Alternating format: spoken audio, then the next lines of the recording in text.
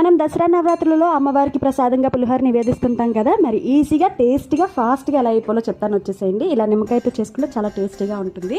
దీనికి గాను ముందుగా అన్నం వండి పక్కన పెట్టేసుకోండి. ఇప్పుడు స్టవ్ మీద కళాయి పెట్టుకొని అందులో ఆయిల్ వేసుకొని ఫస్ట్ పల్లీలు వేసుకొని ఒక 50% వేగిపోయిన తర్వాత ఆవాలు, పచ్చిశనగపప్పు, మినప్పప్పు కూడా వేసుకొని అవి దూరగా వేగిపోయిన తర్వాత అందులోనే 2 ఎండుమిరపకాయలు, 2 పచ్చిమిరపకాయలు కూడా వేసేసుకొని కొంచెం ఫ్రై అయిన తర్వాత అందులోనే కరివేపాకు, కొంచెం పసుపు, 1 ఇంచు అల్లం ముక్క కూడా చిన్న ముక్కలు కట్ చేసేసుకొని వేసుకున్న తర్వాత సాల్ట్ వేసేసుకొని స్టవ్ ఆఫ్ చేసేసుకోండి.